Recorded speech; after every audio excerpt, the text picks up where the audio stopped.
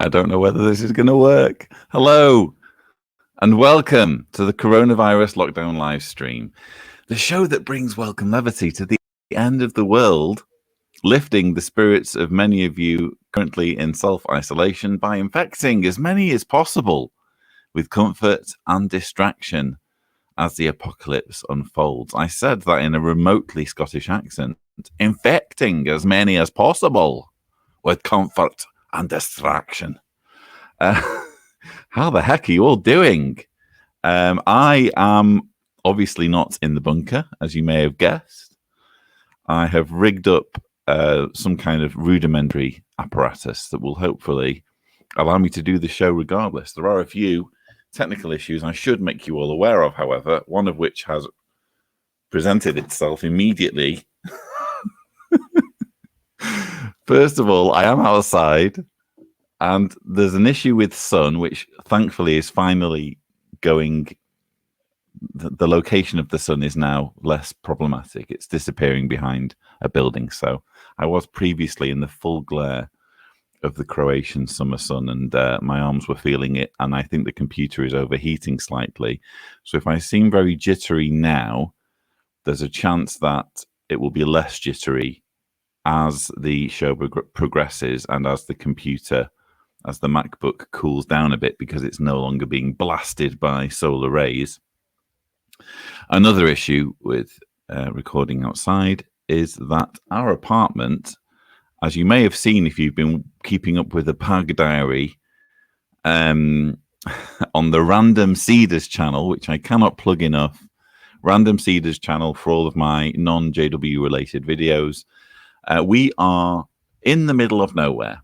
So even though we're on vacation, you could say we're still in lockdown because there's just no one else here. We're living kind of on a peninsula surrounded by sheep. We are in like an apartment complex, but there's only one other apartment being lived in. I think basically all tourists have basically not shown up for obvious reasons. So we're surrounded by nature, and one species of nature which seems intent on torturing us and inflicting itself upon us most egregiously is this particular species of green beetle. They are in abundance and they're really, really clumsy. So they just come buzzing up. I have my shoe at the ready for the sole purpose of batting them away, because what happens is you bat them and they immediately get the message and fly off. But they're just, for some reason, they come to our apartment to die. So there's like a pile of them now outside our apartment. No other apartments. All of the other apartments are clear of beetle cadavers. But for some reason, our apartment is the one they like to come to. They literally fly into the wall with or without my assistance. They fly into the wall and end up on their backs, and then they wriggle around a bit until they either die of exhaustion or me putting them out of their misery. So if I look like I'm having some kind of seizure, it's because I'm suddenly beset by one of these winged beasts. Now that I've got all of that disclaimer out of the way, and I can see how jittery it is, I do apologize. Again, hopefully as the computer stops overheating, gosh, 64 of you now watching. That's amazing. Debbie, I've got to practice this. Debbie Aquino is the first comment. Hello, hope everyone is having a wonderful day. I am, Debbie. I'm in rather nice surroundings, it must be said. I don't know how you're doing, but yeah, I'm doing quite well. I really can't complain, to be honest. Rianne says, hello, everyone. Ready and waiting. Sorry, I should be clicking on these. Ready and waiting for a special PAG live stream. That's certainly what it is. If nothing else, you will damn well get a special PAG live stream. Gina Marie says, happy Saturday, everyone. Yeah, Eric Larson raises a good question, because Rianne disclosed recently, I think it might have been on one of the live streams. Yeah, I think it was in the last live stream, in fact, that she has been tested positive for COVID-19 and or has had COVID-19 symptoms. So she's beset by the very ailment, you could say, to put it mildly, that this live stream has been devised to deal with. So it would be nice to get an update on that, Rianne, actually. How are you doing? Please put us all at ease about your condition. Paige Lundy says, good evening, Paige. Jacek is in the house from Poland, if I'm not mistaken. Denise Bartlett. I just heard like a little. There's some kind of kestrel or peregrine falcon or something that makes a very kestrel-y noise, circling, and whenever I hear its call, something very primal inside me ignites. And yeah, probably shouldn't be afraid of kestrels, but yeah, I just hear the sound and it sets something off. Hello, Denise. Michael Young says, hello, everyone from Toronto. Beauty day to be out. Indeed, it is. Could do with being a little bit colder where I am, if I'm honest, Michael. Not sure what can be done about that, but it's a bit scorching. And I'm very grateful that the sun is now finally disappearing behind the neighboring structure so that I can stop slowly sizzling underneath its rays. Gabrielle Spedding wishes us well all the way from Montreal. Jane Lee Fonda is in California. Here comes one now. Yeah, got it. And another one. Yeah. Oh, that's just flown straight off. That's okay. So there we go. A little demonstration for you of what the winged beasts of doom are capable of doing to this production. Yeah, so Deborah Green says, good morning from Rancho Cordova, California. Wow. Good morning, Deborah. Sid Whittle is another Californian who is saying hi. Ashley Marie Phelps is in at Niagara Falls, no less. Hopefully not about to disappear over said water feature. Please stay away from those raging waters, if that's possible. We'd like you in one piece, Ashley. Victoria Roberts says, looks amazing where you are. Thank you. It is absolutely amazing. We keep pinching ourselves. It's one of those Airbnb jackpots that you sometimes get. Sometimes, I don't know how familiar you all are with Airbnb, but sometimes you can throw the dice and it can be a truly miserable experience. And other times you throw the dice and it exceeds expectations. And yeah, we're still pinching ourselves at where we are. So update from Rianne as a bug climbs up my hand. Thanks, Eric. Think I'm through the roughest part of it. So again, this is COVID-19. Not enough oxygen yet, but improving slightly. Okay, well, we'll cling on to that improving slightly. That's very good news, Rianne. More updates, anything else that you can add? I think we're all fascinated, frankly, to know what it's like to deal with it, frankly. Yeah, so Jacek says the voice is delayed relative to the image. Again, I think that's more to do with the computer's still quite warm. It was just taking a good old blast from the sun moments ago, and it's still in the process of cooling down. I think the internet connection isn't too bad. But yeah, I blame it on the computer for this one, and frankly, I'm just glad that the computer's working, despite having been baked in solar radiation while I was setting up. So Simon Instone says, my little girl just this moment has gone to sleep, giving me time to watch. What a good little girl she is. Thank you for being unconscious so that Daddy can watch the coronavirus lockdown live stream. Now, I don't have my book with me. Some of you will, maybe some of you will be pleased to hear that. I think that it's like a relaxing way to start the lockdown live stream. and in an insightful way as well, because we're learning more about cults. But maybe it's not for everyone. But in any case, I don't have the book with me right at this moment. Oh, here's another one. You notice how it went straight for my head? It's flown straight off. Wouldn't even let me reciprocate its advances. Got my eye on it now. Is it coming back for a second go? Let's bring in the panel. They'll rescue me from these winged beasts of doom. We have Arthur, we have Sasha, and we have Sherrie. How are you? Hello, everyone. Hello. Hey. So you've got a mini apocalypse happening there. You've got the birds of heaven. You've got the winged locusts attacking you. But we have I feel like I have an issue. extra insight now into what it will. We do, yes. I feel I have an extra insight into what it will be like in the immediate aftermath of Armageddon when the birds start to circle. Yeah, just that that cry from the heavens ignites something primal in yours truly, I'm afraid. So it must be a ridiculous hour where you are in Australia, Sasha and Sherrie. Yeah, 1 I'm not quite awake. It's 1 a.m. I'm not there, hearing. Right? Oh, right, okay. You're 1 not a.m. hearing us, Lloyd? Is your microphone working, Sasha? Can you just... Yes, can you hear me? I can hear you, Sherrie. I just can't hear Sasha. Oh. I can hear Sasha. Yes, I can hear you now. Okay. I think we have a delay, so we're going to have to Can do you the hear? old... Can you hear Sherrie, Arthur? Yes, Yeah. I can hear everybody. Good, Lloyd, excellent. testing, so testing. we're Lloyd? more or less. Yes, it's a delay. functioning. It's just a delay.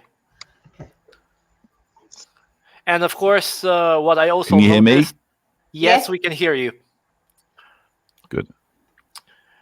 But Yeah. what I also noticed is that Lloyd's video resolution has decimated.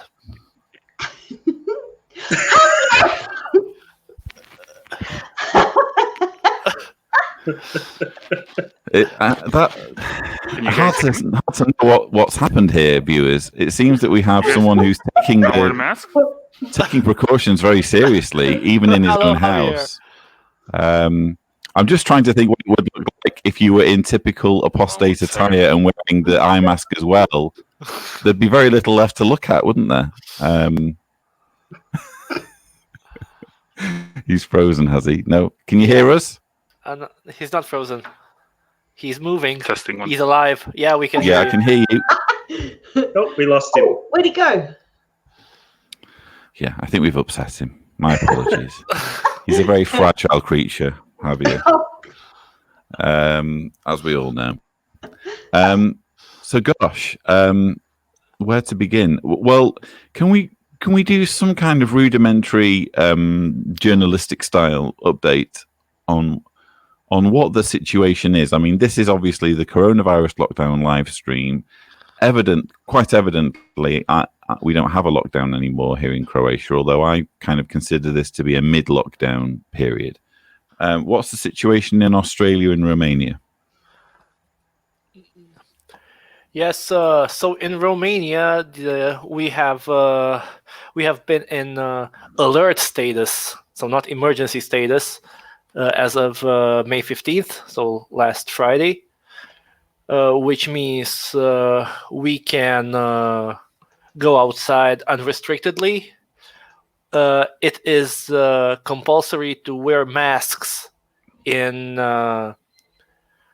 closed public spaces, in public transportation, and in stores. Okay. We So still can some leave our restrictions. city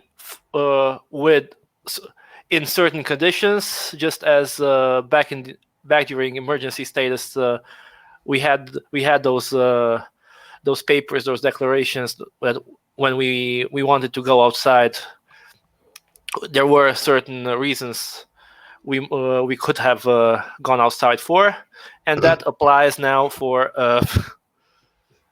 traveling outside the city. Deanna, He was a just fly excused, swat's not gonna do Lloyd. it. Yeah, Lloyd's just fly murdering swat a is few not gonna do beasts it. there. Sorry, Deanna's just handed me this. I'm telling you, viewers, that will not cut it. with these things. Wow, that's so lovely. No, not an ABC book either, Deanna, I'm afraid. Has to be a So, shoe. Lloyd, A shoe will do it. Lloyd, don't spare Yeah. the rod when working with these insects. And you know, Yeah. Lloyd, you need Spare to the get the rod, sword spoil of the the beetle of spirit. death. Get the sword Yeah. of the spirit and strike out against those beasts. Well, it's certainly a sword of a kind. I don't know to what extent you would call it a sword of the spirit. A sword of smell, more like. But there we go. Maybe that's what's attracting them. Possibly. I need to take my shoes as far away from where I am as possible. And we have Javier Javier. back. Abby, Hey, sorry, I couldn't get my my headset to work. How you guys doing? Oh, it's just as well. I Yeah, was very well, really. thank you. I wasn't on form with my banter, to be honest. I'm wearing a mask because I don't know where you guys have been. So very wise, very wise. Gosh. you can never So- be too safe. Is mask wearing mandatory where you are, Harvey, It at is. the moment? Yep. It is, yeah. Kimmy Hey, Kimmy. Hey, And we have Kimmy. Kimmy. Hello, and everyone. Boots. Boots or one's Charlie? Charlie. Hey, Charlie. I mean Charlie. You got me talking with an Australian accent. Charlie. Charlie. If you're watching on YouTube, and especially if you happen to be a YouTube manual monetization inspector, you should note at this point that this is not a current affairs stroke comedy hour. This is in fact a video about cats, and as evidence, Exhibit A, we have a cat on the screen. So this is a cat video, basically, is what I'm saying. And Charlie, you'll be very proud of Uncle Lloyd. He's been chasing bugs around in a way that only a cat can. So pouncing on them, flying through them. So you'll be proud, Charlie. So, Charlie, you have to set a great example for Uncle Lloyd. You weren't speaking long enough for me to mute you there, Arthur. So well done. Nice backdrop, Lloyd. Thank you very much. Is that a green screen? Yes. I have faked being on holiday because I'm so insecure, basically. Yeah. By No, the way, it's, I've also changed my scenery. I've moved to a different room. Yes. Okay. Well, it's not quite what I've done, but full marks for trying. Hi, Javier. Hey, Kimmy.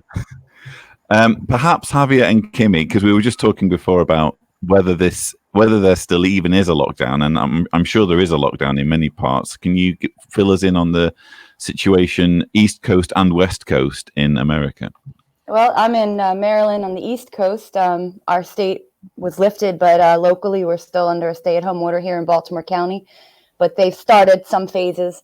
I think maybe we're in like half a phase. So they're trying to figure out if they're going to have like restaurants be able to close down city streets and have restaurants set up outside. We still have to wear masks, obviously in public places, but locally, Baltimore County, we're still under a stay-at-home order. Okay.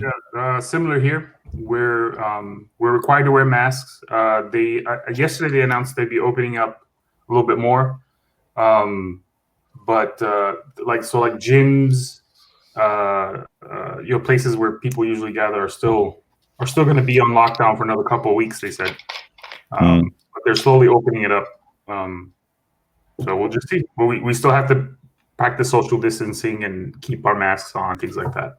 I will say one cool thing that just happened is in order for the governor to safely feel like we can finish phase 1 and enter into phase 2, we had to have testing available. So now they have, starting on Friday, have opened up quite a few testing centers that are free to Maryland residents. You don't have to have a doctor's prescription. We've had issues, being able to be tested before. People were stuck on a 2-week quarantine if they thought they may have come in contact with the virus. So now, you can get a test if you need it, if you're a Maryland resident.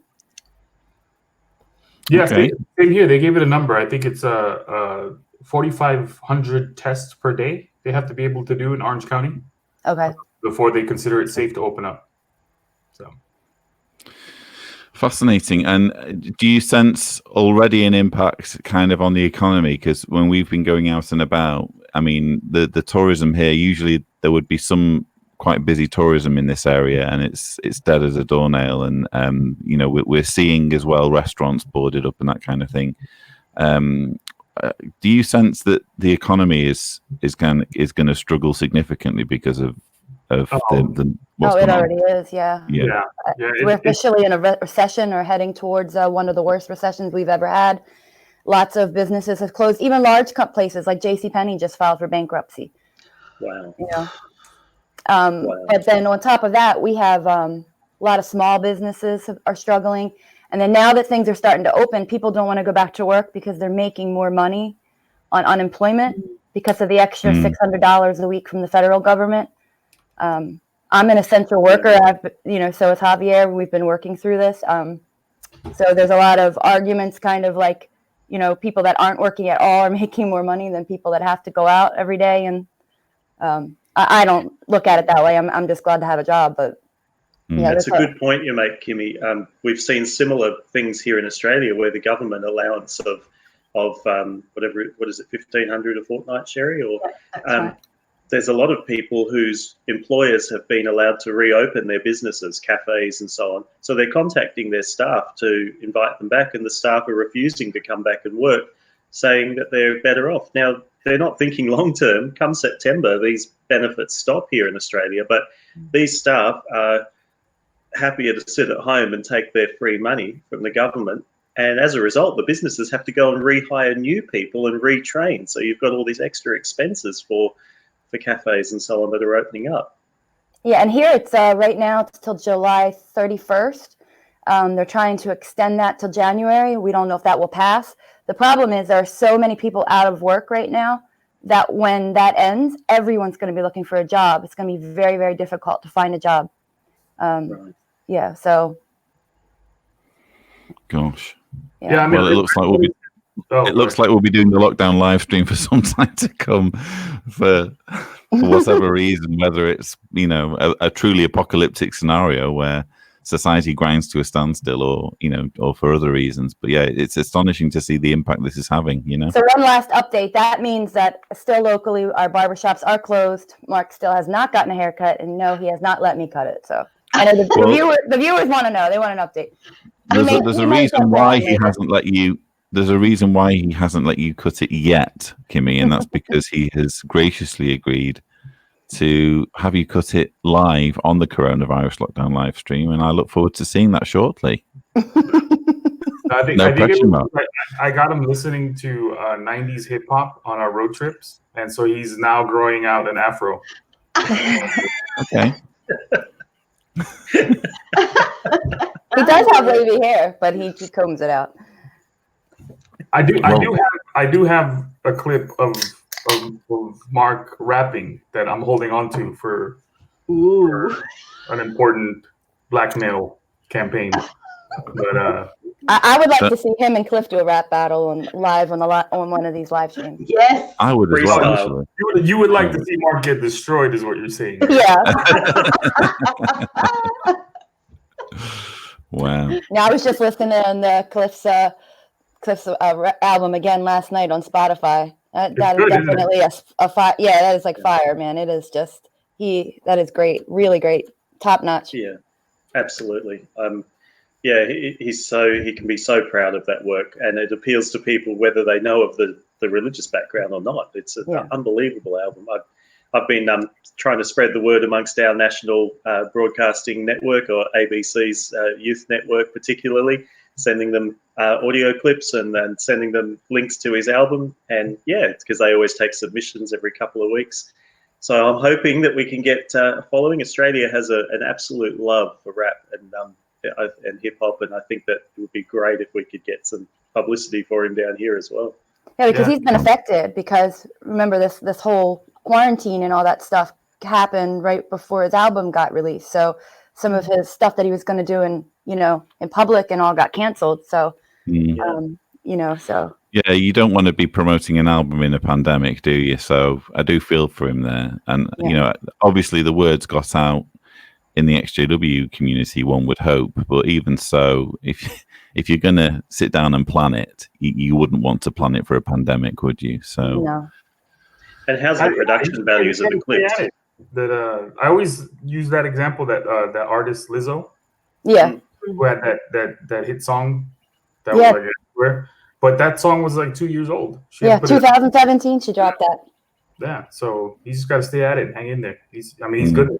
He's very good, and that album is well produced. I mean, Yeah. that's my style of music, but yeah, I mean, even Mark likes it, and he's. I guess maybe now I know why Javier's got him into hip hop. Yeah, Mark is a secret rap fanatic. We found out in London, unfortunately.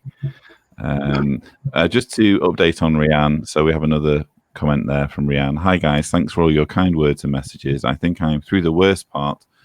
Not sure yet which direction from now, but if it's up to me, I'll be alive and kicking in the end. Please do stay alive and kicking, Rianne. Yeah, you've got our support. It does sound like a horrendous thing to have to contend with. What we will do, if it's okay, is go to one of our first segments. How are you for poetry, Sasha? Yep, we can bust something out. Yep. And just before we do that segment, what can we look forward to, Sherrie? I mean, is this going to be, because Sasha will have been practicing this endlessly in front of you. Be kind. You will know the words probably better than Sasha does. So, what can we look forward to in today's segment, Sherrie?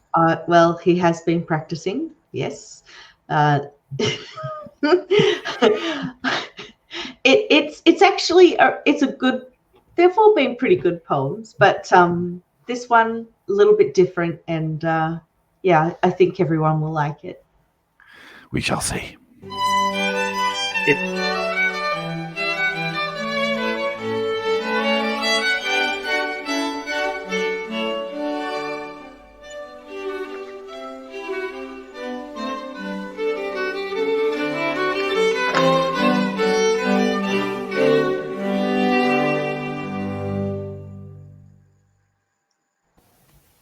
So this one's not controversial.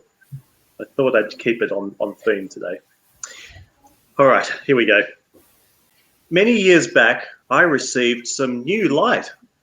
Needless to say, it gave me such a fright. About the JW religion, could I have been so wrong? Yes, the faith which defined me for a time so long.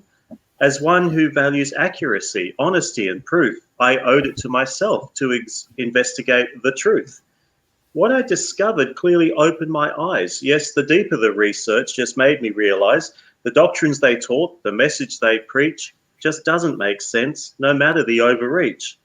That I was mistaken with that religious belief made me question my integrity. Yes, I'd have to leave, for to stay any longer would make me complicit. So no matter how difficult, I had to elicit the strength and resolve to find a new life course, one I'm happily living without any remorse. Lovely. Beautiful. Thank you for that, Sasha. Bravo. Am I the only one who was kind of feeling an imaginary beat in that, having just spoken about rap? Do you think that's a direction that you might want to go in eventually? Because, you know, things evolve over time, and maybe Sasha's Poetry Corner could evolve into an award-winning, best-selling rap album. Just an idea, just floating. Truth be told, it's always been a secret indulgence of mine ever since my high school days. So, yes, Cliff and I have compared notes on many an album and many artists over the years, and yeah, I've always had a little bit of an affinity to it. So now Sasha's gonna join Mark and Cliff on the rap battle. Next Sherrie, time Sydney is an MC battle for sure. Thoughts on Sasha's rapping ability, Sherrie? You haven't seen anything until you've seen him do Bust a Move. Lost it. I think we've just found our inspiration for a new segment which we'll introduce for this show, and that is Sasha does Bust a Move.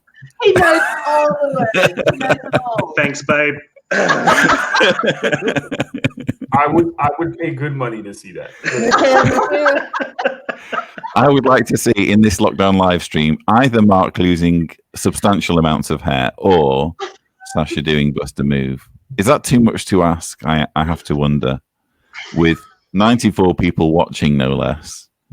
It might be the last time they ever watch. You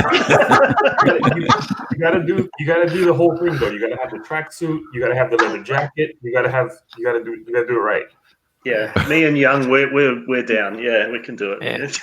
Aussie's got talent.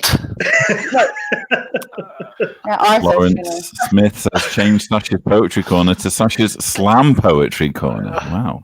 Yeah, we can just pound a little beat, you know. Yeah.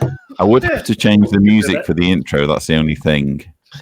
We had it very highbrow. We'll just have to sort of change our cultural direction, and yeah, I think we can work with that. Do we know any good producers? You know, anybody on the panel who's good at producing? Harvey? Nice to see Cliff in the comments, by the way. Nice to see Cliff in the comments, by the way.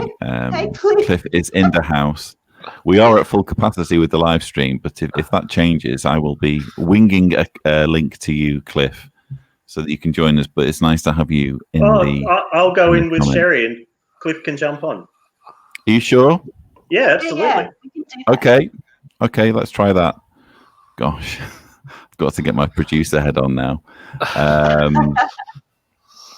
All right, let's just get the comments clear. Let's get an invite link. And now I need to get hold of Cliff on Facebook, which is pretty much the Facebook Messenger feature I only ever use to contact Cliff now. Because everyone else I'm communicating with on WhatsApp. Okay, let's see here. Right, so Cliff, you have a link, and if you'd be good enough to join us, it would be lovely to have you, because I'm interested more than anything. I mean, I always love hearing from Cliff, but more than anything, I want to continue what I feel is his mentorship of a certain Romanian protege. So I'd be interested to have him on board while we do a certain segment. I hadn't been on since you guys started doing that poetry thing. So when I saw the video that you played before, that was hilarious, by the way. Oh, you haven't seen anything yet. Yeah. We haven't seen Sherrie's.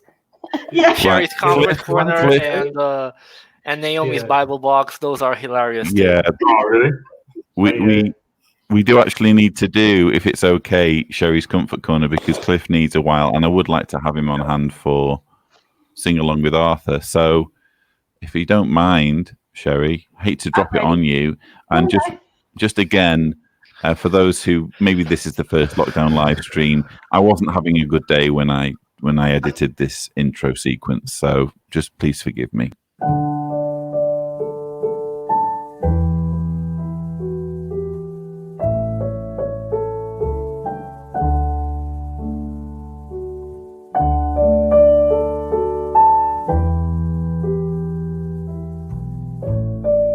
Sherrie's Comfort Corner.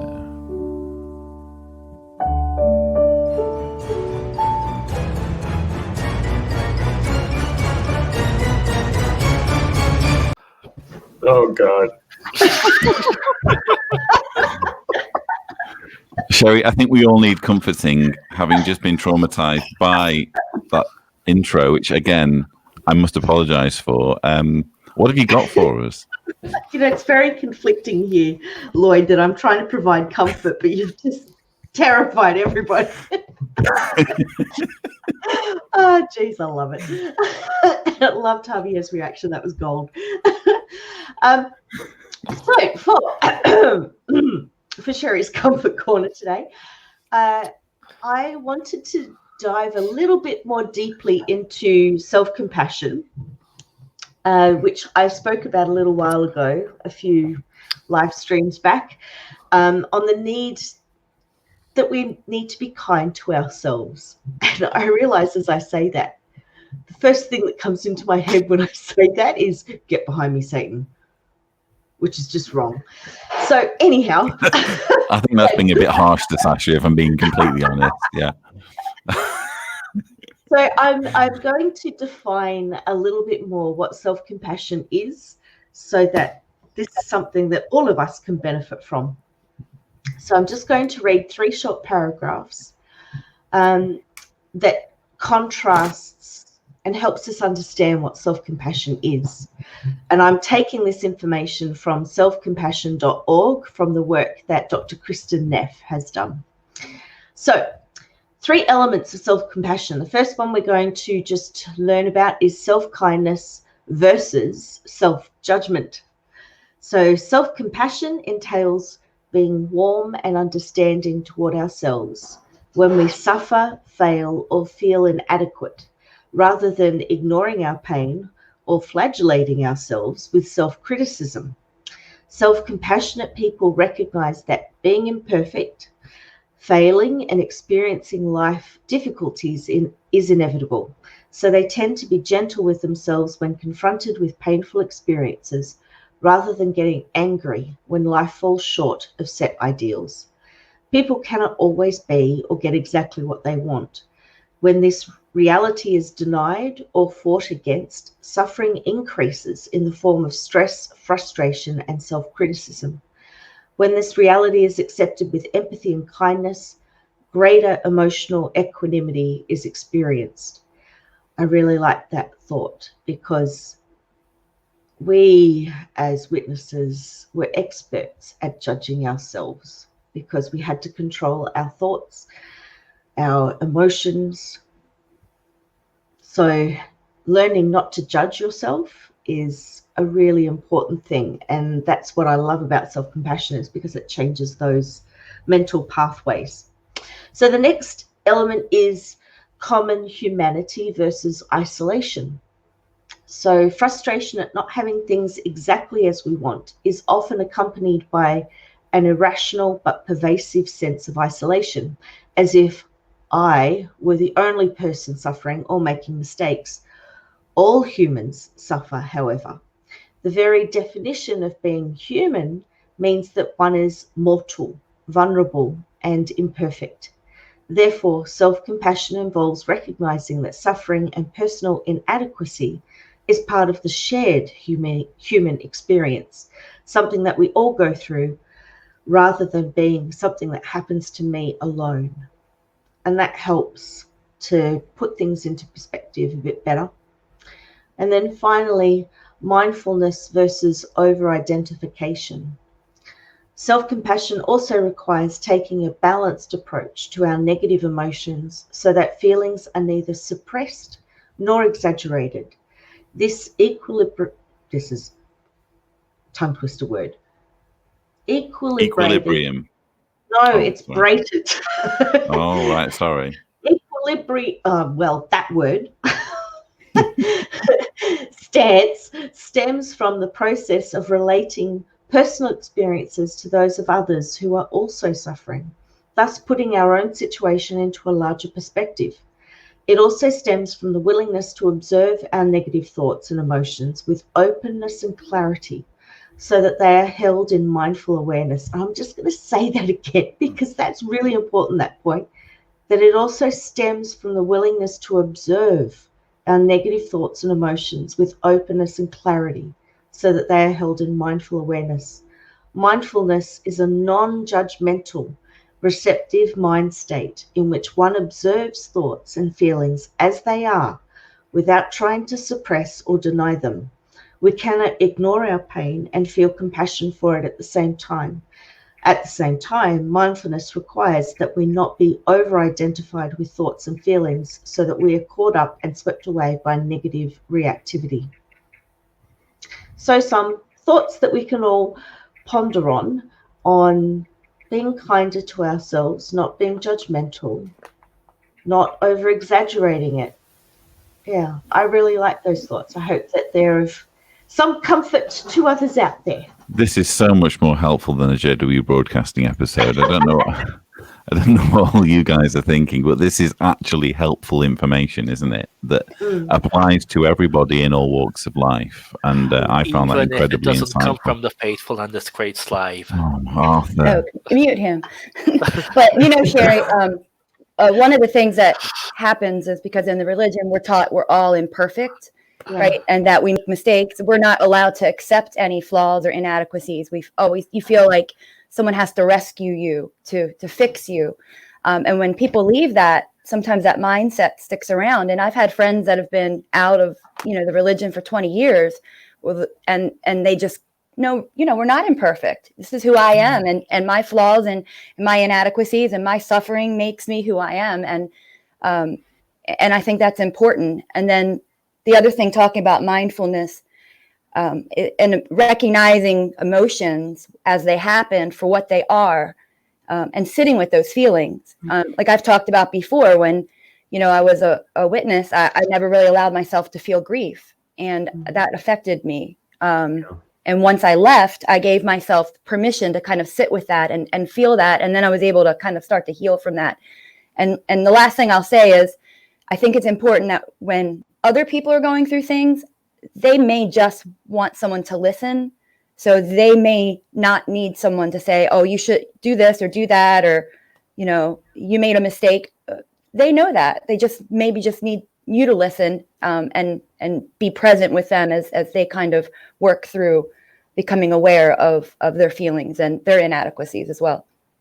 Yeah. I'm not, and this is countering. I don't remember if we talked about this, but when I stopped going to the meetings and all that stuff, had been like a couple of months, and you start to feel that void of things to do on a Sunday afternoon. But a good friend of mine down here in California, we've been friends for a long time. He's a Southern Baptist pastor. And I was like, what the hell? I'm going to go listen to one of his sermons. And it just happened that day that his sermon was about taking care of yourself. Basically, he said, you can't take care of anyone else if you don't have self-care, if you don't take care of yourself, if you're not kind and forgiving to yourself. And so I like that idea, that concept, that you have to take care of yourself, that it's okay to take care of yourself. And that was like a big contrast to me from what I saw, the last couple of things I heard at the meetings in the Kingdom Hall, which were all about, you're not doing enough, you need to do more. If you have time to go on, I think at the time they were promoting doing special service assignments while you were on vacation is what they were promoting at the time. And I was like, wow, you can't even take a vacation anymore. No, that's right. So yeah, That's self-care is important, man. I that resonated with me. So thanks for sharing, Sherrie. That's all right. That's all right. I feel very strongly that we had such an unhealthy view of ourselves, mentally and emotionally and psychologically, and we don't realize that when you come out of the religion, it tends to be more about the abuses of Watchtower and the doctrine and unraveling that. And after you've worked through that, you then begin to realize the impact that it's had on you yourself, aside from the doctrines and all of the abuse. And so learning to have a healthy view of yourself that's a whole other journey. And we're seeing that particularly with so many of the emails that come through to us at Survey. There's a common theme where people come through feeling deflated, feeling like their self-worth and their self-esteem and their value has been lessened in some way. And one of the biggest common comments is, thank you for particularly the work that you're doing, Lloyd, with the videos. Thank you for helping me see that I'm not broken, that there's nothing wrong with me, and that I can live my true life with confidence and be happy with who I am. And it's beautiful that we're trying to empower people to recognize that they have a right to be happy and live their own life with confidence. There's nothing wrong. But isn't that how we had to interpret things as JWs? Everything had to have a meaning. Everything had to be about blame and about attaching fault to things and thinking in this very kind of black and white way. Yes. And sometimes there are no easy answers like that. Sometimes there is no blame. Sometimes there is no fault. Sometimes life just sucks, and you just need someone to listen to you, to your problems, and help you process things. So no, that was extremely helpful. And I think, again, I wasn't joking. It contrasts so much with. Bear in mind that my head has been in JW broadcasting for the last week or so before lockdown, doing the rebuttal. So it's just a breath of fresh air. Oh, shocking. Indeed. Shocking. Yeah. One other thing I just wanted to say about it is that, oh goodness, where did that random thought just disappear to? Give me a moment. No, it wasn't actually about broadcasting. It was, that's it. As witnesses, and also Watchtower does this, they have to have a solution to everything. They've got to find a fix for it. So if someone's in pain because they've lost a family member, whatever the situation is, Watchtower has to fix it. So, focus on the resurrection hope, or focus on this. And that's supposed to be the Band-Aid that you put on to repress all of the emotions that you're feeling. Whereas what's actually healthy is you feel the emotions, Process. go through it. If you're feeling sad and you're grieving, that's okay. That's actually normal. Feel it, observe it, listen to it, identify how it's feeling and how you attach to it. That's actually part of being a human. You have to go through that process. Don't suppress it. You need to go the course. Yeah, they teach you the opposite of that. They teach you that whole concept of putting your burdens on Jehovah. Yeah. That's a way to dismiss your feelings and dismiss your experiences, and instead of being connected to them. So and dismiss yourself, actually. Exactly. Yeah. Now we are joined by a sixth panelist. A sixth and a fifth panelist. How's it going, Cliff? I'm doing great. I wish I would have came on earlier to listen to more of what you guys were saying, because the last 5-10 minutes that I've been listening has been great information. I've been kind of taking mental notes what everybody's saying. So yeah, thank you guys for everything you're sharing on that. Probably your ears are still burning. Probably your ears. Arthur was just saying something triggering. Don't worry. Yes, I said that Cliff was taking notes just like at a convention. Thank you for that. I always appreciate those reminders. Just to fill you in, there was some MC trash talking going on over here. Okay. Mark O'Donnell. Yeah. Kimmy was saying that Mark could wipe the floor with you as a rap artist.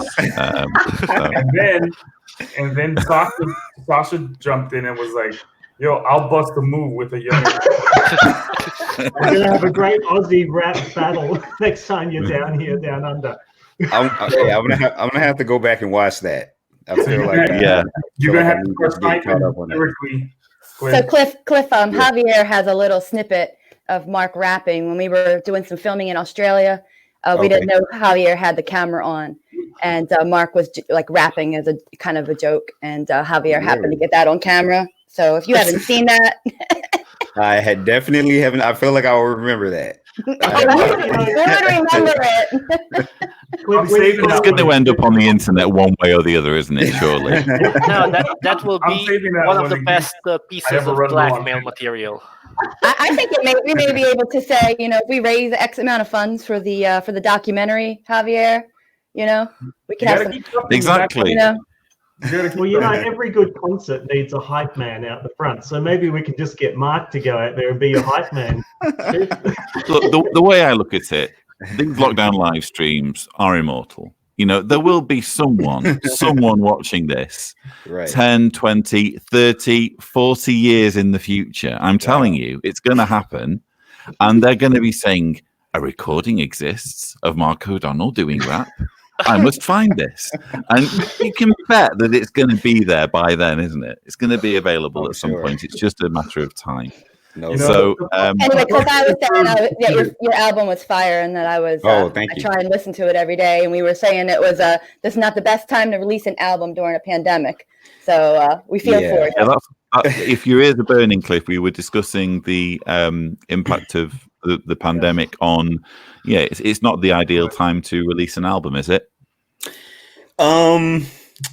I would agree. Yes, it's not the ideal time, because as I've kind of come to learn, some of the promo that you normally do when you release an album has to do with kind of getting out there and, showing up at different places, whether it's performing or interviews or things like that. So I had to kind of adjust my whole plan, when this thing happened, because I was right in the process of kind of trying to set up some of those things when the shelter in place happened. So yeah, I've had to try to be creative and come.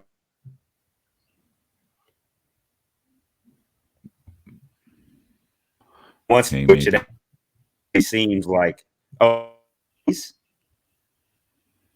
did I freeze? Did it cut out? Yeah, Yeah, I froze, think you but- froze. Yeah. Oh man, okay. I just been over here talking to myself. Then I couldn't tell. So We caught a bit of it. Yeah. Okay, I'm not sure what you heard, but basically, I was saying I've had to kind of adjust my strategy. I guess I had a whole like plan and a whole rollout and that whole kind of thing. So now, any performances or appearances or anything that I'm, that I wanted to do in person, or if you.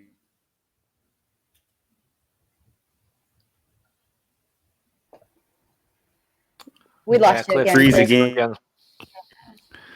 I think there's only Oh, my one goodness. remedy for You know this. what, And yeah, let me see. what we can do, if you want to tweak things at your end, Cliff, you have an opportunity because we have someone waiting in the wings to serenade us. Okay. Okay. Yeah. Let me.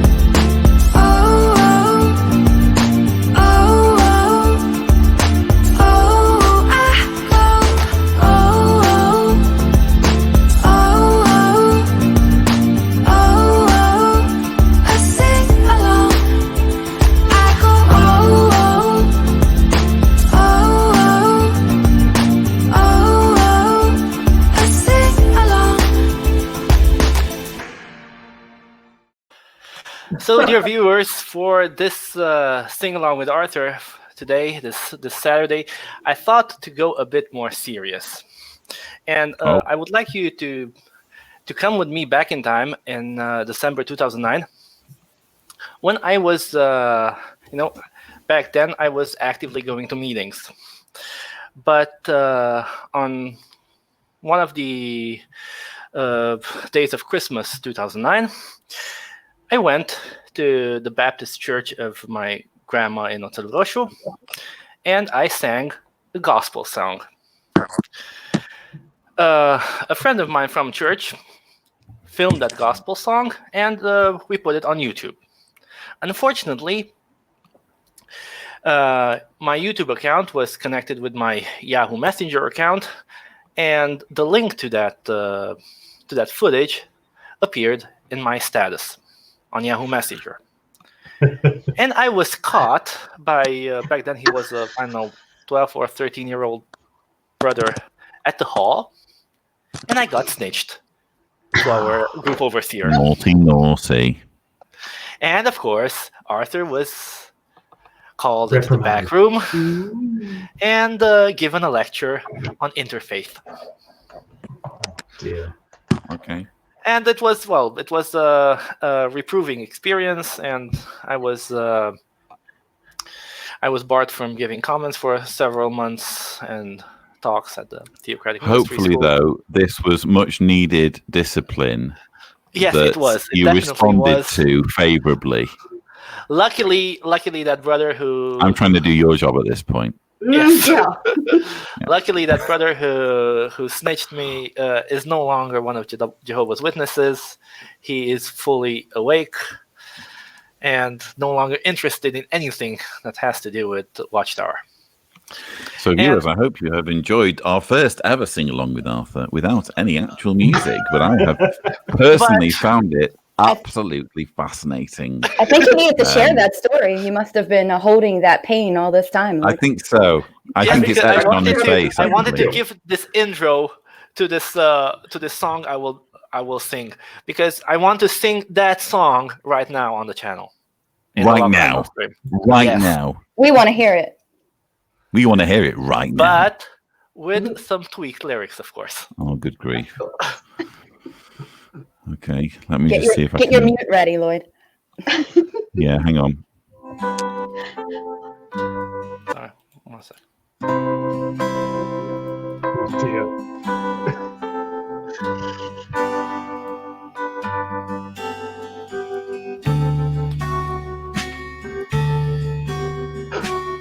Well, a new microphone, I see. Why me, Lloyd? What have I ever done to deserve even one of the live streams I've known. Tell me, Lloyd, what did I ever do that was worth loving you? For the kindness you've shown. Lord, help me see there's I've wasted it, so help me see there's I know what I am. Now that I Cliff's digging know it. that I've needed you, so help me see there's my apostasy's in your hand. Tell me, Lloyd, No, doesn't take a if minute. you think there's a way I can try to repay all I've taken from you. Maybe, Lloyd, I can show someone else what I've been through myself on my way back to you. Lord, help me see there's I've wasted it, so help me see there's I know what I am. Now that I know that I've needed you, so help me see there's my apostasy's in your hand. Lord, help me see there's I've wasted it, so help me see there's I know what I am. Now that I know that I've needed you, so help me see there's my soul's in your hand. That was delightful. And Praise the Lord. I can only. Oh, more is there? Oh no, that's the app. Praise, Okay. praise the Lord. Praise the Lord. Okay. Well, what did you make of that, Javier?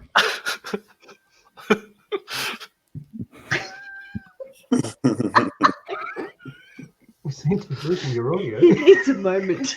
It was lovely. Thank you. Correct answer. Correct answer. And Cliff, you were really digging that at one point, I noticed. Yeah, that was. I was really enjoying the singing, and the comments were really on point.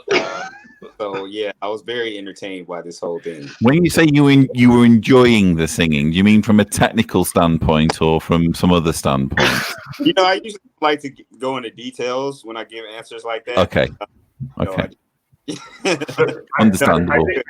I think, Cliff, we need 16 right now to purge ourselves of that, please. Please help me see this. I'm gonna come up with something for the next live. Well, there we go. I'm not quite sure how that to... was such a good song. I would like to see Cliff translate that into Spanish for us, so we can everyone can enjoy. Yeah. Can we please leave our fine Spanish-speaking community? Yeah, the Spanish-speaking community needs many things, but perhaps not this. There's other priorities. It might be said. I think that's an earworm. I think I'm going to be singing that all day long. You know. Very catchy. So, you know, considering we've just come off the back of Eurovision week, albeit in a different form, I think, Arthur, you certainly need to represent one of the many nations that speak languages fluently, and maybe we could do Eurovision. We could do Aposta Eurovision next year. Apostavision. Yeah. The Boston Anyway. Vision Song Contest 2021 is coming to YouTube and Lloyd Evans's John Cedars channel. 12 points. Stay tuned. Awarded to. Hi, Deanna. Hey, Deanna. Hey, Deanna. So we do have Deanna in the comments. Welcome. Deanna, why don't you come outside to the balcony and Yes. But Deanna did get into a little bit of a conversation with Rianne, and we learned more about Rianne's predicament. So, Deanna Evans, I'm sure I'll get through, but I must admit it's really hard. And Rianne adds, your body feels like a war zone. Just a reminder that Rihanna has COVID-19, but I'm sure I'll be lucky and get through okay. So just a nice reminder there that Rihanna is on the mend, hopefully, we hope. Yeah. Do you want to just come out? Yes, Deanna, come on. Just jump on quickly. I nearly coaxed her on for a moment there. Lloyd, I'm surprised Jessica didn't come out. Yeah, I loved on your second PAG diary on Random Cedars. When she realized that you were filming, the sunglasses came out very quickly. Yes. She doesn't like being filmed, unfortunately, unlike Javier, who is jumping in front of the camera at any opportunity. Deanna is a bit more sheepish. But she, so just a reminder that if you want to know what's happening on our PAG holiday, check out the Random Cedars channel. It won't be on John Cedars, it will be on Random Cedars. So just a little bit of a shameless plug there. But I'm hoping that we have your audio technical problem sorted out, Cliff. Yeah, I every time I come on here, I forget that that's like a recurring problem. So I switched my phone from my laptop, so we should be. I'm not using Wi-Fi anyway. We should be fine now. So can we just back up a little bit to the situation with your album? Do you think there's any? Because there was talk of some dates being cancelled. So can you tell us about that? And can you also? Is there any possibility of trying again with a second release once things have kind of gone back to normal a little bit so that it gets a bit more traction, or is that not really a possibility? It's just a case of moving on to the next project. Yeah, so what I was saying is I was actually still in the process of like mapping out my strategy, but it was definitely going to include some in-person like appearances and maybe even showing up at radio stations, locally and things of that nature. And then, I had performances and stuff in the works, but yeah, for the most part, that's all kind of canceled. As of right now, I still am scheduled on June 18th to do one song on like an artist showcase, and it hasn't been canceled yet, but we'll see. We'll kind of see how it goes. That's supposed to be in Oakland, and again, it's one song that I'm supposed to be performing. But as far as re-releasing, no, I think I'm just gonna, I'm gonna kind of leave this where it is, but I am gonna continue to like promote it. I am working on potentially getting a show basically in New York City. I don't even know how much of this I'm supposed to be saying because it's still in the works, but potentially I'm working on doing something in Brooklyn, actually, believe it or not, Javier, your old stomping grounds. We got to talk about this. Yeah, so when that happens, I'll definitely be, letting it. And if that does happen, it'll probably be August, September, more likely September. But I'm kind of working out the details of that. But no, I mean, at this point, as far as releasing as far as a release, it would just be whenever I work on another project, which, will probably be a while because I want to really focus on this one for the time being. Hey, Cliff, the video in Staples Center, by the way, I just saw it the other day. That was really good. Oh, thank you. Thanks a lot. Yeah, that was interesting timing because that was right, shortly after Kobe Bryant, had died. And anybody who knows me, I was a big Kobe Bryant fan. And that was something that, affected me. So it was just, I'm shooting my videos in that area anyway, because that's where my videographer is. So it just kind of, I wanted to somehow incorporate that, into what I was doing. So I was able to, kind of do that. What's the possibility? Because I know someone who's good with a camera. What's the possibility of this guy doing an XJW? Oh, sorry, a 5th video at some point. So that conversation has happened. It just has never completely come to fruition. But inquiring minds want to know, Cliff. Say it again. Inquiring minds want to know. I see. Yes, I'm hoping there were a couple things that we kind of had on the table, and then just kind of fell through. But yeah, you never know. We'll see. I sense that you're open to the idea, which is good to know, because I like the idea of my friends working together. Older and say, we will work on something together as soon as everything lines up. Great. Yeah. Because Cliff knows I'm repping Cliff 100%. So yes, definitely. Yeah, absolutely. Along with a lot of other people have been showing me a lot of love and promoting the project and I really appreciate it. So yeah, hopefully, and not hopefully, but yeah, we'll definitely work together, Javier. A couple of questions about my holiday location. Sorry, go on. I said I know. Javier? I know where he lives. Yeah, Javier gets a little bit threatening sometimes, so just ignore him. He's having a bad day. I got a camera. Lights. You got verses. Let's get this popping. That's Javier, we left it so well. It was all on good terms, and then you had to start being threatening again. What have I told you about this? Because it's all about the beef, Lloyd. It makes more East Coast, West Coast. Right. Speaking of the coast, I have a question here from Andre, who says, "Are they waves behind you, Lloyd?" So how it works is, so I'm on the Croatian coast, but we don't really have waves, depending on where you are on the Croatian coast. Quite a lot of it is kind of sheltered by islands. So we're on an island called Pag, which is just maybe a mile or so, maybe less than a mile off land.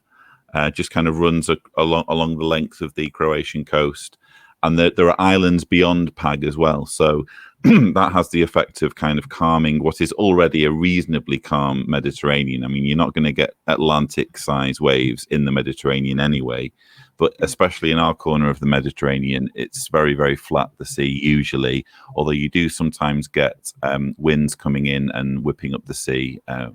But yeah, it's quite calm where we are, but we do have a beach just a few meters away from where I'm staying, and it's perfect for the kids to play.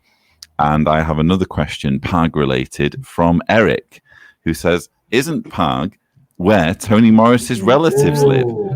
Now, that's an interesting question. Those of you who have seen the video that I did with Phil or Blue Envelope and Jay the Comedian will know that we go through the backgrounds of a variety of governing body members, and one of them, of course, that we spent a lot of time on was Toni Morris. What's interesting is that you often see when his name comes up on the screen, he's announced as Anthony Morris III. So this implies that his dad would have been Anthony Morris II, and his granddad would therefore have been Anthony Morris I. And what we found out when Phil came on, because we've had some help from someone who does a lot of genealogy as like a hobby. What we found out is that there was no Anthony Morris I. So there was an Anton or Antonio Skaterilich who came from Pag. He was born on Pag and he emigrated to the United States. And his son was Anthony Skaterilich. And Anthony Skaterilich Jr., you could say, ended up becoming Anthony Morris when Anton Skaterilich kind of left the family in the lurch. And then the next, so the mother's second husband disappeared for reasons that we don't know. And then the third husband was a guy with the surname Moros, Moros, which got anglicized to Morris. So that's how Anthony Morris's father came to be called Anthony Morris, but there was no Anthony Morris the first. There was only an Anton Sketerelich who came from Pag. And while I'm here on Pag, I'm intrigued to know if there's somewhere I can go which is connected with his family history. But yes, this is basically where his descendants come from, to answer the question. So a little bit of interesting trivia for you there. Yeah. Was any of that through Ellis Island, by any chance? So the lady who deals with the genealogy has very kindly volunteered to pursue this further. I'm hoping that while I'm here, we can maybe get some documents from some immigration documents from when Anton Sketerelich first arrived in America, and that should have an address for somewhere on Pag, because I mean you'll have hopefully seen the videos. It's quite an isolated area, and but there are older buildings in the center of Pag that date back to the Venetian era. So if he happened to live in one of those buildings, it's possible that I could even visit where his grandfather comes from. So it's an interesting prospect, but it might not happen. It could be that either the documents don't exist or they point to an address that's impossible to find or get to. But you can bet, as Anthony Morris's #1 troll, that if there's a possibility of hunting down his lineage while I'm here, I'm definitely going to do it.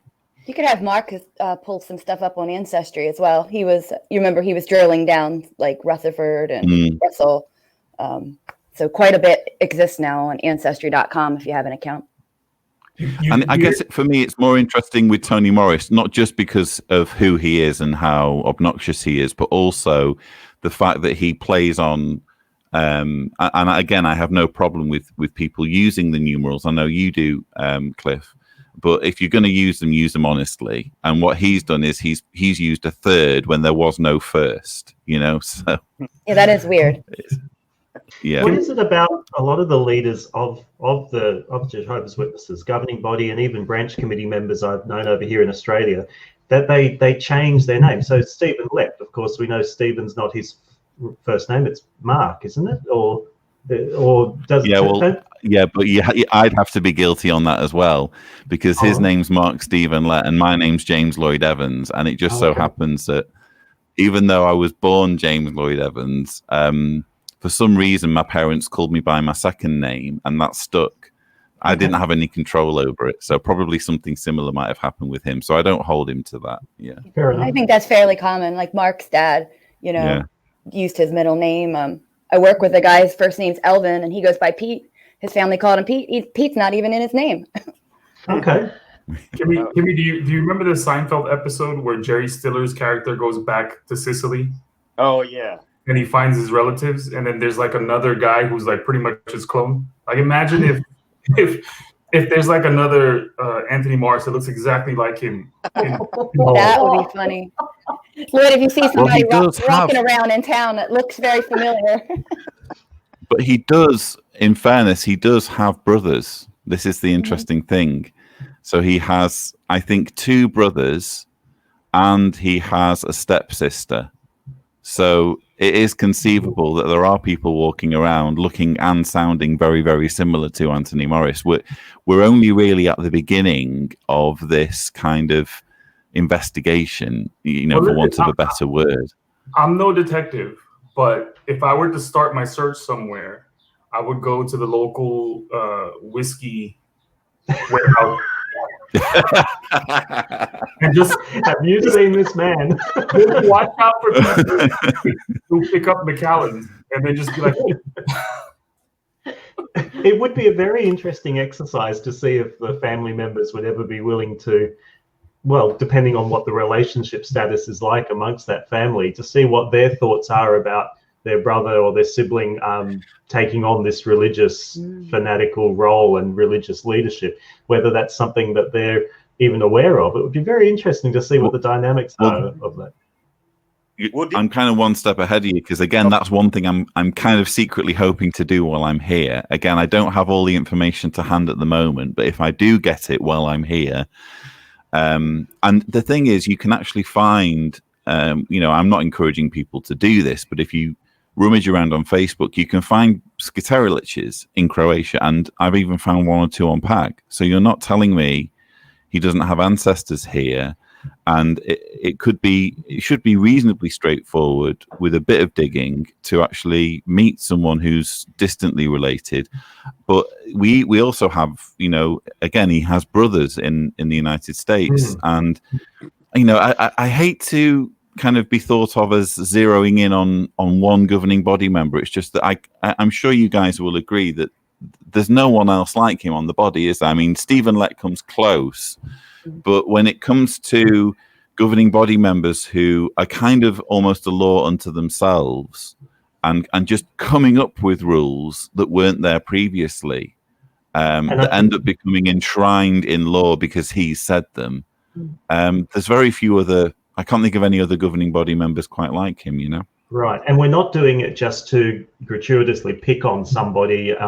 We're doing research into who they are because of the fact that they influence the lives of 8.5, 9 million people, and generational toxic influence from that culture of the organization. So we're not doing it just to pick on, you know, sometimes jokes are made about their appearances. Well, that's not really what it's about. We're doing it because we really want to double down on the fact that they're influencing, as you say, people's lives and children and the next generation. But that's been the case of it the whole way through. I mean, a lot of the changes that came in during Rutherford's time, the ban on beards, Mother's Day, Father's Day, you know, there was a lot of stuff that is very much influenced by who is who's in the position at helm, in charge of the organization. Yeah, who's in charge, and Nor, and then Franz. I mean, we all know how the organization was influenced and what happened, and now I totally agree with what Lloyd's saying, that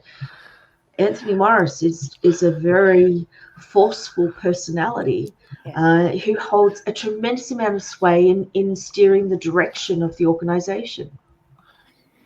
And it was so weird that the ban on beards by Rutherford had the impact on removing beards from biblical characters, even Jesus. Because Jesus had no beard in Watchtower literature until the early 70s. Yeah. Indeed. So yeah, there's all sorts of potential. If you want to, again, keep up with what's happening on my adventure / holiday / getaway in Pag, the Random Seeders channel is at your disposal. But yeah, it's lovely to have all of you on. Shame we can't have Mark, Kimmy, but presumably he's trying to protect his flowing locks as long as he can. Yeah, he said he was going to jump on at some point, but we're maxed out now, I guess, anyway, right? Exactly. He was present in the comments. Please do give him our regards in any case. So, but well, I'm still kind of processing what you were saying earlier, Sherrie, because those of you who follow my Facebook and Twitter will know that it was the anniversary of my mum's death a couple of days ago, and that kind of hit me quite hard. And I can definitely speak to the value of simply acknowledging grief and pain rather than trying to explain it in any way, or trying to assign blame or assign some kind of answer to it. Sometimes there is no answer, and I thought some of the suggestions you came up with in your comfort corner were very on point, so thank you. Oh, I'm thrilled. That's fantastic, and I had noted both your comments on Facebook and your PAG diaries. It's such a special time for you, Lloyd, what you're going through now, just reflecting on your mother's life, and I found it incredibly moving to hear her last few days and wanting to go to the beach and feel the sand. It resonated really deeply, and just I can appreciate how moving it was for you to all of a sudden find yourself on the anniversary of her death on a sandy beach. Was really quite special, and my wish for you was just feel all of it, just go with it. It's completely natural It's been suppressed for so long, and that's what so many of us have gone through, is we've never truly grieved. It's entirely natural to do that, and it can be done in a very healthy way. So I'm thrilled. I think the concern as well is that your, how can I put it, your failure to accept what's happened can end up impacting on the here and now. So because you've failed for whatever reason, usually due to religion and usually due to being lied to about an afterlife, because you've failed to properly internalize some kind of tragedy, it's impacting on the way you interact with other people. It's putting you in a state of denial, and it's impacting on your mental health. And so these things do affect people in profound ways, and it's probably one of those areas in which the organization affects people that we probably don't talk about enough, but it's there, and it does impact on people's mental health, undoubtedly. And not just the organization, but many other religions that instill this idea of afterlife, of certainty of resurrection, and of prioritizing the afterlife more than the present life. And it's one thing to say, oh, you're going to see them again. I find that a kind of a distasteful thing to say to me personally, but it's one thing to have the attitude of, oh, my parents gone, but I'm going to see them again, and to just say that in vague terms. It's another thing entirely for a religious leadership to effectively say your loved one is gone, and if you want to see them again, you have to do X, Y, Z, which is what the organization does. And that's one of the reasons we work along with the groups, well, particularly with Recovering from Religion, and the work that Sherrie's doing with so many others, is because that's what religion does. It hijacks our ability to live in the here and now and process things properly. And the work that Recovering from Religion does helps people from all faith backgrounds to be able to break free from that and just see the reality that we're the youngest we're going to be now. We've got our life. Let's live it. That's not a negative thing. That's a positive thing, to understand that things are finite and we need to enjoy our life now and contribute towards society and one another, and not put off for the future something that we can do right now. So Lloyd, to Sherrie's point, and I saw you on your post, you mentioned driving through the California desert. And I remember we talked about it briefly when you were here. But I've never lost a parent, right? So but I imagine that it's something that you don't just process and then you get over it and then you move on. Like, you come back to it and something reminds you of it, or something brings up the emotions and the feelings and the memories, and you kind of have to process those feelings as they happen, and that they resurface, and they may continue to resurface for the rest of your life. Like, I think it's that was a beautiful message that you put out there. Well, when that happened, and Javier's referring to, Cliff was there as well. We were in this people carrier, whatever you want to call it, big, like a van, 7-seater. Cliff was on the drive as well, and I'll always remember that drive more than anything, because that's when I was introduced to Cliff's music, and I feel kind of privileged to be at that point when he was kind of excitedly showing his mates, and I'll remember the drive for that reason. But I'll also remember, was it Diana Ross, Baby Love, coming on? It was something Diana Ross, which Mum absolutely loved, and it was one of the few artists that she would listen to when she was in her car and driving us around various places. And just the surrealness of having a song that I directly associate with her, and being not just in America doing important work, but also being in a very beautiful part of America, the Californian desert, and just the surrealness of something associated with her back home in my childhood in Manchester, and then experiencing it in the Californian desert. And it just brought this kind of torrent of emotions.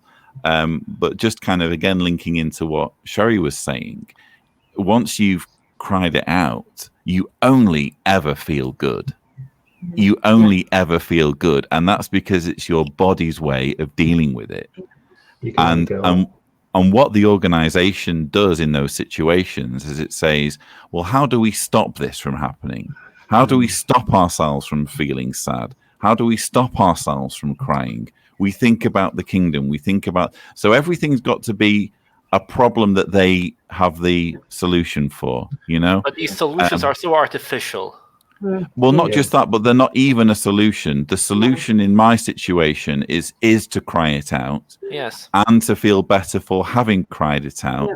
And I can only really cry it out when I'm not living in denial because I know my mother's not coming back.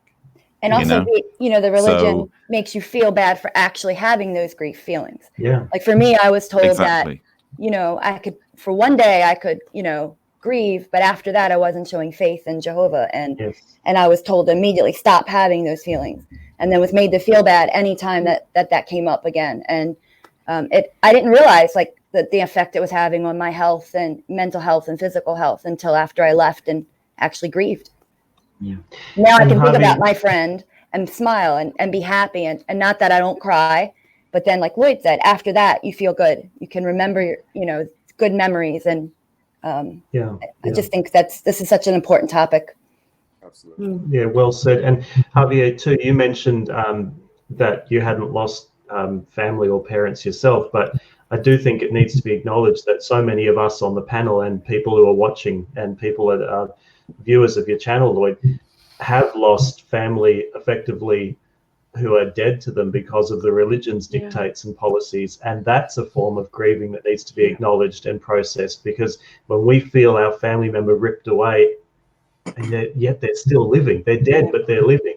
That's something that needs to be acknowledged and processed as well in whatever way is necessary. Yeah, no, I agree. And I've told, I've had conversations with my mom about like my brother who we don't really have a relationship anymore. I've told her I've mourned him what I think would be like a loss and death, like that's how it feels.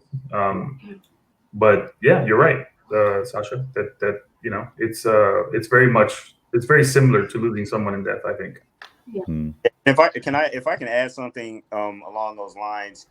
So, we were talking about like with Lloyd and his mother, there are things that will remind you, right, of that person. And it's a little bit, it's very tricky when you're talking about somebody that's still alive, like if it's a song or if it's a place that you used to, like I've talked about my dad a lot before. So there's a lot of things that will remind me of my dad, or that will, things that my dad and are you guys still able to hear me? Yeah, we can hear you. Yeah. Oh, yeah. Yeah, things that we had in common, and we have actually no relationship whatsoever. If I can like go on a very brief tangent, I actually got a call yesterday from somebody from my hometown, and my first thought, because I have absolutely no communication with maybe something happened to my parents, and this random person in my hometown is gonna is calling me to like tell me, because he's not a witness and he's like connected to it in some way. But anyway, those losses I think are very difficult, especially because, as we said, they're still around. So it's just harder. I think it's a different challenge, I think, to try to process that loss. And you might still be holding out hope that at some point that relationship will be restored. But for me, it's just kind of a continual thing. One thing, if I can just like throw out something that's helped me with that, is to be honest, therapy. That's one thing I started doing when I first kind of came to grips with the fact that like, okay, I'm not going back to that thing, and this is probably a little bit more permanent than I previously imagined. The therapy was very helpful in it doesn't solve the issue, but just kind of helping you understand your thoughts and your emotions, and like the fact that you're not crazy, for example, and it just kind of assisted me in like processing some of those feelings. Yeah, Lloyd, if I can just point out to everybody, if you look at on YouTube, Recovering from Religion has a channel on YouTube, and they are putting up the talks that they're having every week. A few weeks ago, they had one about grief, and it was called Grief Without God. And they had a therapist on who spoke very frankly and bluntly about grief and the full spectrum of grief, whether it's because of a death or whether it's because of shunning.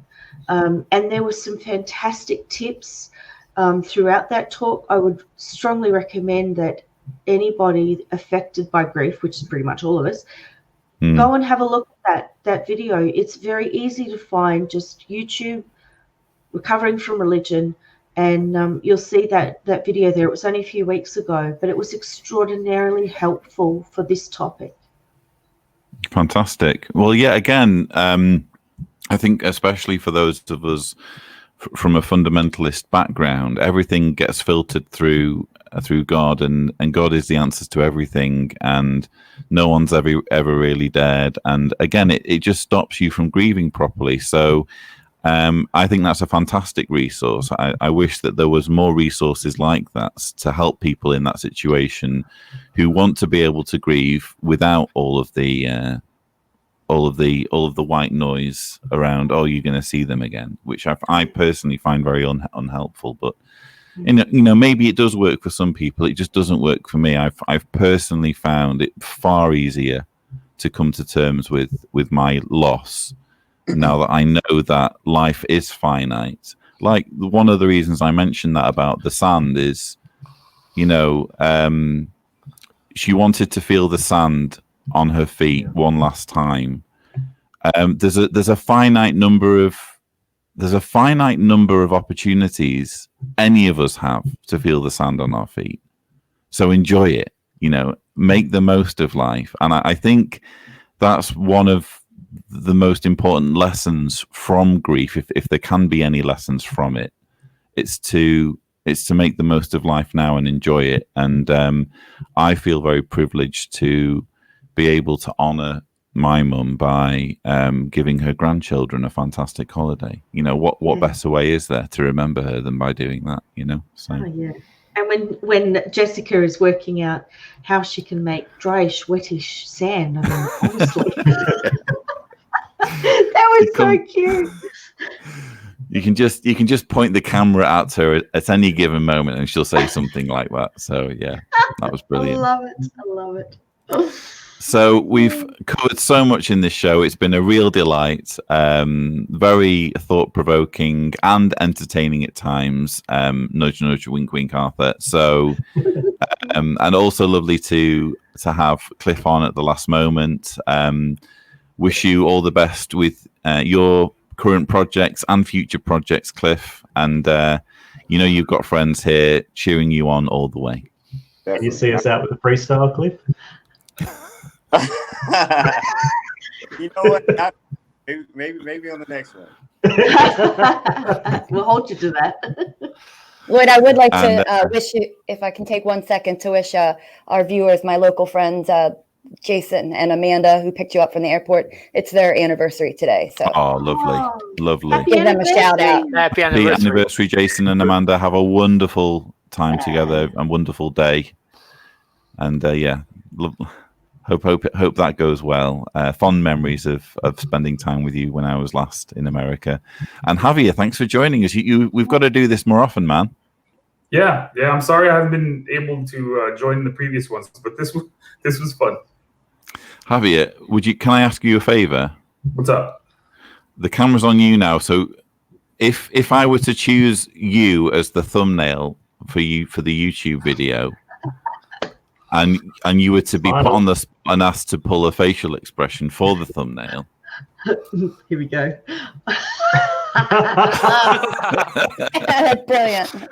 That's brilliant. Love it. Brilliant. That's fantastic. Puerto Rican. That's what a pro filmmaker does. Any subscribers that haven't been terrified away previously from the channel will hopefully be finished off by that. But that was brilliant. You know what I've been doing to people at work is I put this on and I go, finish him, and they don't get the joke. Like, that's disturbing to me. But. You and your love of films, I don't know.